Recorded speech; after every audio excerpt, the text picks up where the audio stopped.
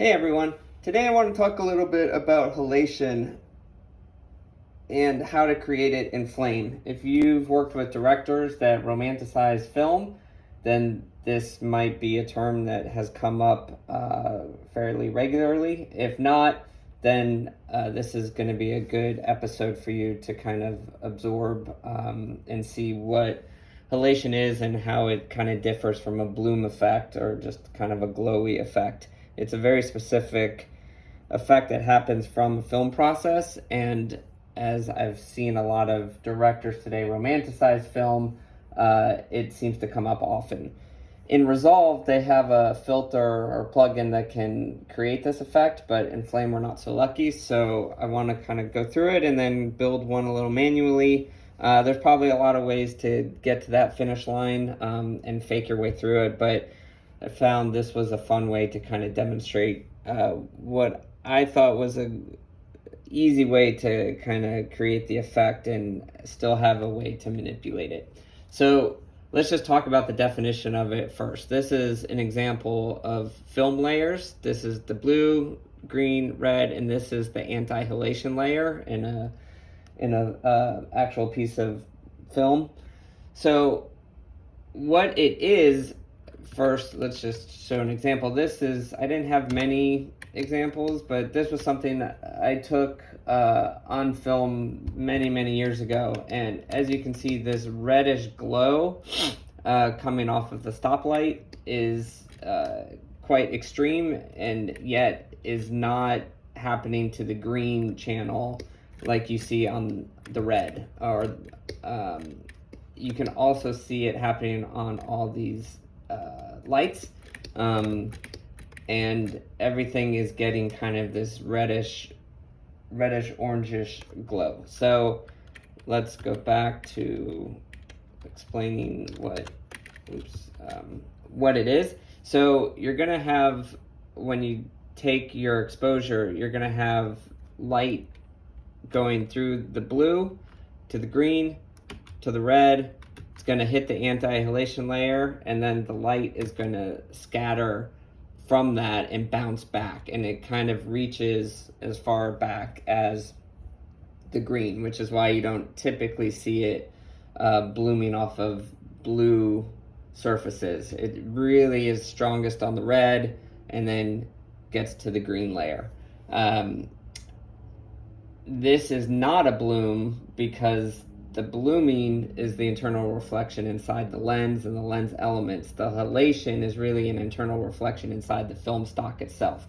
That's why it's not a digital artifact that you can create by shooting on a Red camera or Venice or RE or any of these iPhones.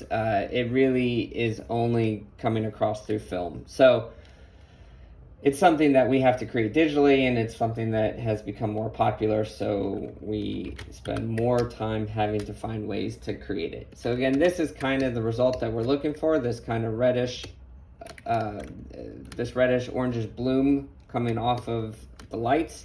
I've made just the quickest of examples of how we're just going to demonstrate it. Then we're going to look at a photo and another stoplight to try to mimic this effect here that I did years ago.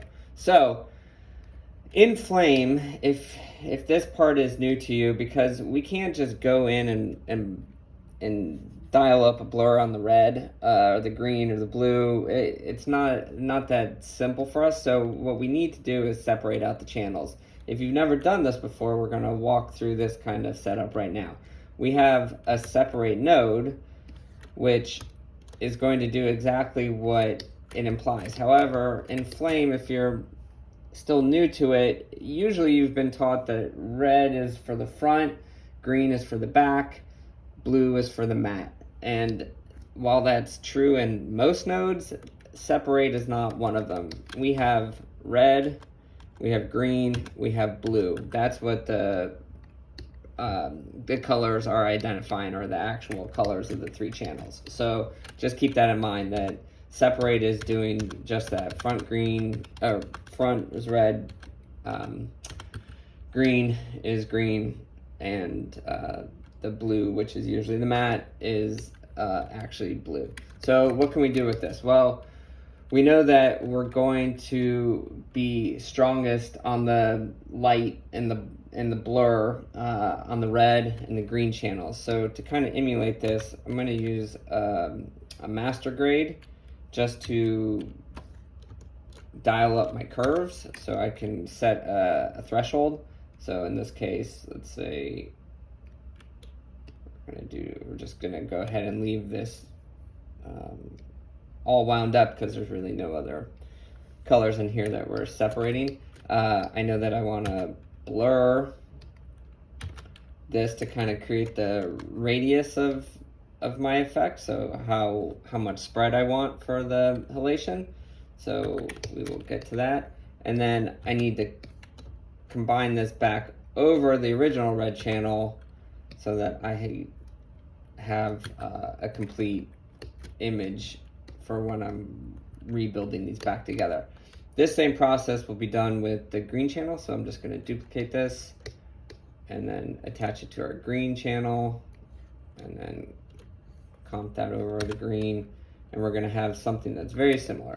The blue, because it just doesn't really receive the halation, I'm not going to touch. That's just going to be a straight input back into our image. So to get these images back together, just like we have a separate node, we have a combine node, and this is going to combine the red to the red, the green to the green, and the blue to the blue. So when I add these back together, there's our green and there's our blue. We're going to see an effect. It's not going to be the effect we want right now. We'll have to dial it, but just so I can put it in context, we will see that something is happening right now. It's just a blur. But to exaggerate and show you what I need to for this example, let's go ahead and look at our context view of everything combined, and let's go ahead and dial this up and really exaggerate to start to see what happens. So as I am dialing the red channel, this essentially is the halation effect that's happening because the light is scattering on the red is blooming out and creating this kind of glowy artifact. So it's happening just a little bit on the green. Oh, sorry, it's not happening on the green because I dialed up the green, and the other one this is just the effect of happening on the red. So why don't we see the orangish artifact coming through as well? Well, that's because we haven't really dialed up the light that's hitting the green. So here's our green channel. Again, I could play with the threshold of the curves if I need to. And here's our blur value. So now and then here's our amount of how much it's blurred. This is going to not be at full 0% because it doesn't get all of the green light hitting it. So we're probably going to end up being at about half. So this red channel is kind of full on. The green is half of that. So now when I'm looking in context and I start to add some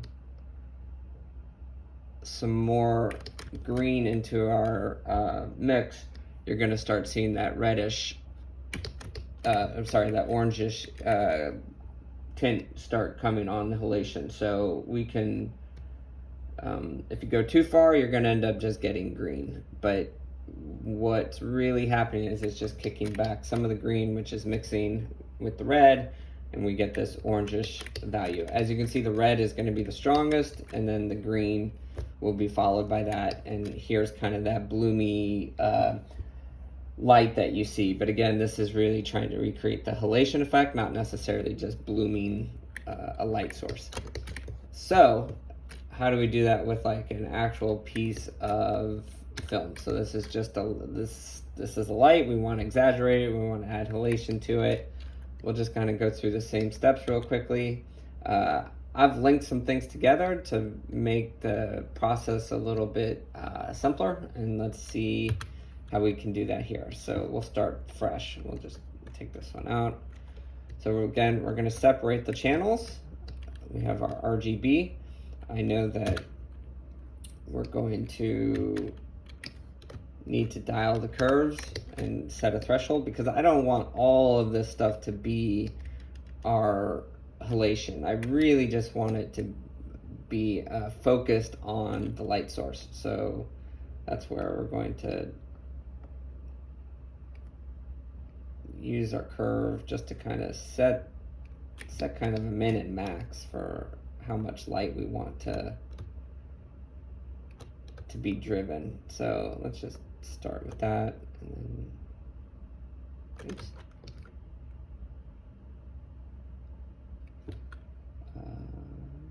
Let's just go a little bit more. Let's see what happens. We'll wind it up more with the blur. So now let's grab our blur node. We're gonna this is again gonna be our radiance, and this is what I'm using to kind of punch it up even more. I'm just gaining it up. And again, I can do this all gesturally once I've seen it in context. Now we need to grab a comp node and put it back over its source. So we're just going to screen it on. So now this is essentially our blur, our halation effect. And again, we will start to dial that. And then I just want to duplicate this and mimic it for the green channel. But here I'm going to go ahead and link everything just to see how that works, because I know that because I'm going to set this comp node to half of what the red is getting, it's not going to be as strong of an effect, which will give me just the amount of green that I want to kind of create the orangish halation. So here I'm going to go ahead and mimic link these. That's the W key, or I can just go into mimic link and just draw a connection. So now whatever I do in this master grade will be mimicked in this green channel master grade. And I'm going to do the same for the blur. So W key, I connect the two. So these values will always be the same. And now I just need to combine everything back together. So there's our red, there's our green, and then I'll feed in our blue. And now we'll set that as our context. We'll check it against our original with another context.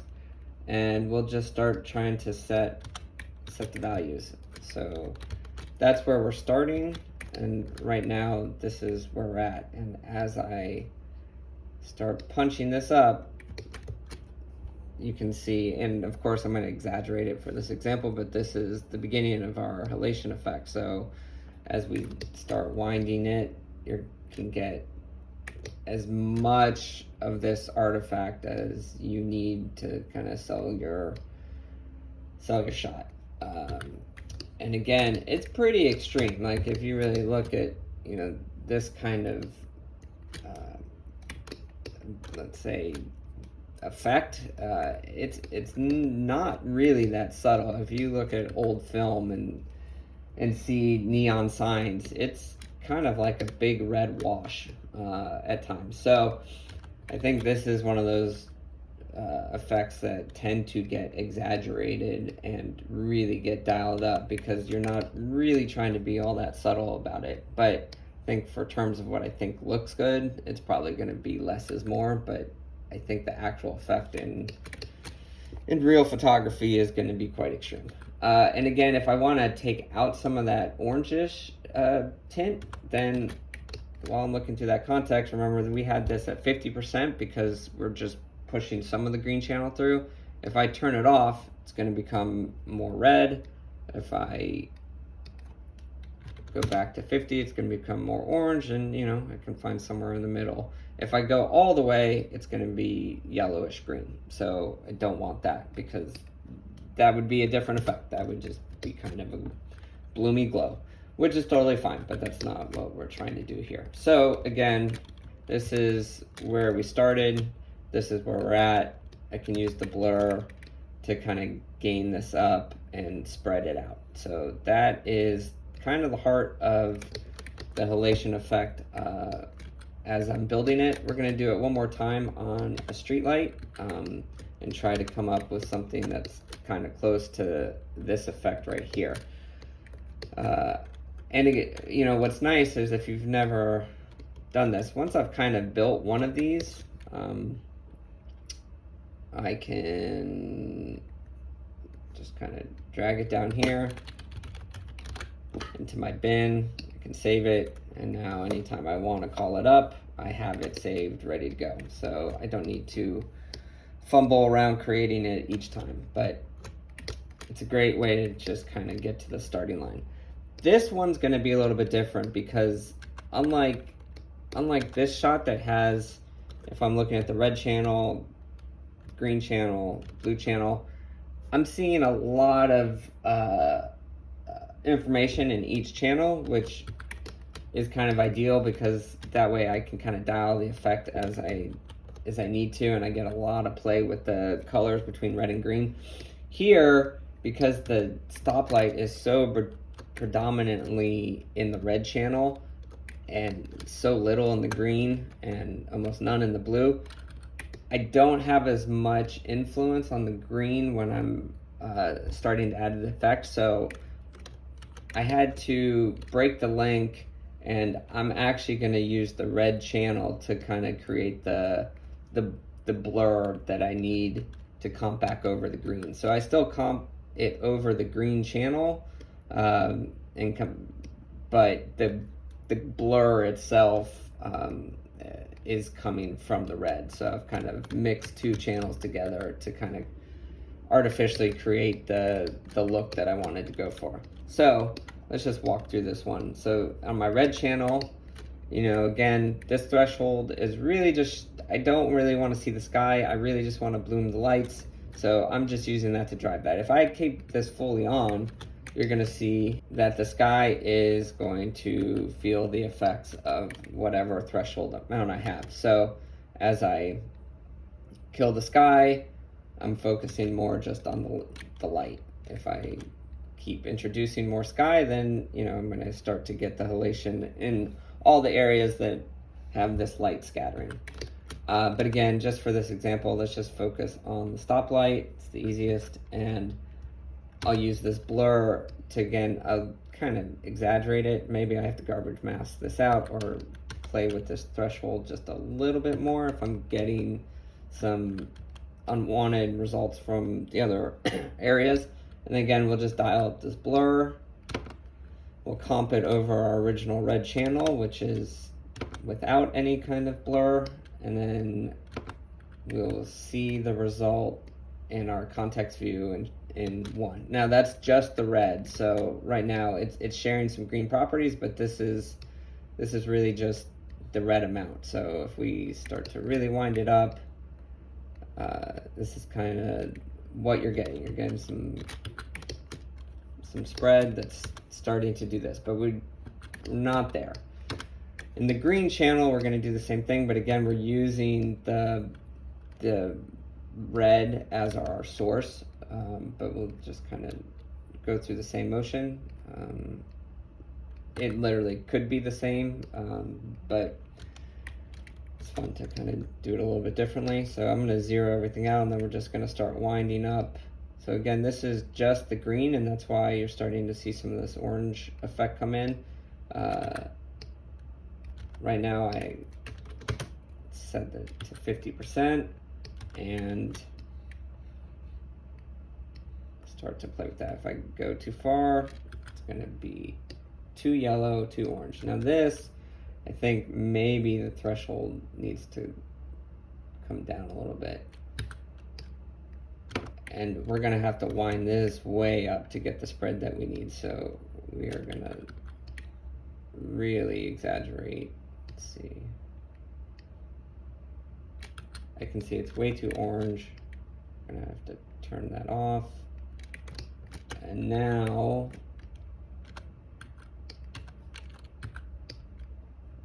let's go ahead and maybe I just do a quick garbage mask.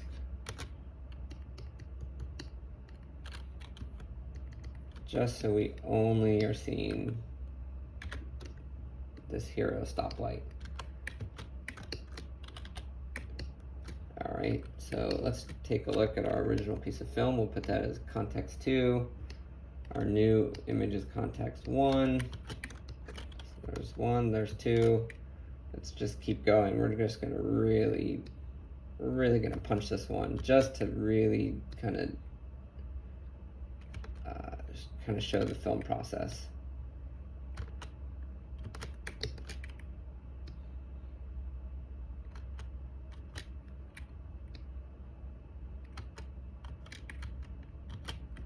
And then maybe we start to play with the green channel a little bit. Again, this is all red. It's gonna end up going green if I push it all the way through. We want somewhere, we just want to have a tiny bit on the interior. You know, if I'm really trying to be mindful of not having too much orange penetrate outside the actual light itself, maybe I unlink these so I can hit W again and I can break that link. I'm just gonna put a new blur in. Again, we'll set this back to 50. Sorry about that. I don't know. When I broke the link, it did not give me independent controls like I had expected. But now with the link broken, we can dial as I need to. So now we're seeing that we get a little bit of orange inside the light, and we have the red halation happening outside and kind of giving us a fairly similar effect. So I think that kind of covers it. It's going to, if you're in a pinch and you just want to throw a glow effect on, that's probably going to get you past most people. But if you really want to try to create what is actually a halation effect, which is the reddish, orangish kind of glow that happens from film, then you're going to have to get creative with how you build it, especially if you want to be able to dial it and you want to be able to kind of articulate what you're doing to the director so that you can explain that you're really just using the red and green channels and you're kind of emulating what's happening in this light bounce back effect where you have the light going through, it's going to bounce back, and then it's going to scatter and kind of create this reflection on the film. So I hope this helps. I am not an expert at explaining these things, but I do know that if you follow these steps, you will be able to drive it the way that can produce the results that I think you are after. I think this example also is pretty good at showcasing that, just because you're really, especially compared to this footage, you know, the red is almost always going to be, let me just set this as a context, the strongest. The green is going to follow, but what you're probably after more times than not, if you're looking at like a neon tube light, is you're probably wanting some kind of effect like this. And that's what I think you really get from, you know, when you see headlamps and street lights, is this kind of orangey white glow that's coming. And hopefully I've been able to show you that it's really not hard to create if you just can take a few steps and kind of almost like show your work. I think that's the most simple thing. If there's any questions on separate or combine, then I'm happy to also talk about that. But just real quickly, just as a refresher, if this is completely new to you, we're going to do this two ways. So again, separate and combine are two nodes that will break out the channels and then put them back together, kind of like I guess like a shuffle node in Nuke. So we're setting this as our context 1, this is our context 2, and this is the same image. I'm cycling back and forth. If you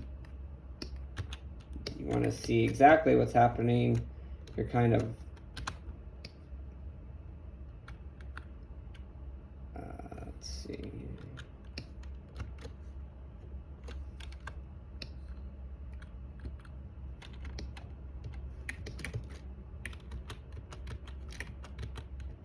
You would think that you put these all together and this is what you're going to get, but it's not. What you would have to do is start to get a red, and duplicate this into a blue, duplicate this into a green. We're gonna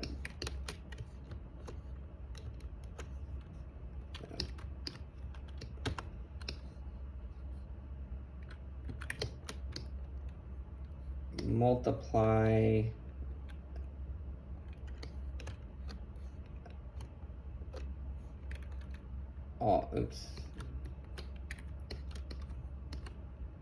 all of these together.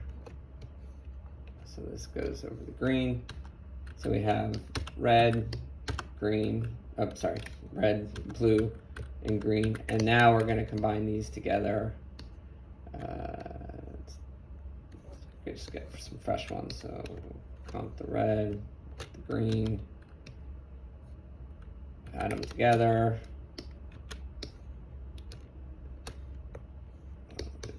Grab the blue, add it together, context this with our original image. And now I'm going back and forth between the two, and we have rebuilt the image. So this is breaking it out in what I'll call black and white view. This is the actual color information. Broken out and then combined together using more traditional additive ways. To be honest, I don't know if it works this way. Let's just try red, green, and blue. And it does. So you can use the combine back to put these together as long as they're broken out into their channels. You have that flexibility. I hope this helps, and I look forward to talking to you guys soon. Thanks. Bye.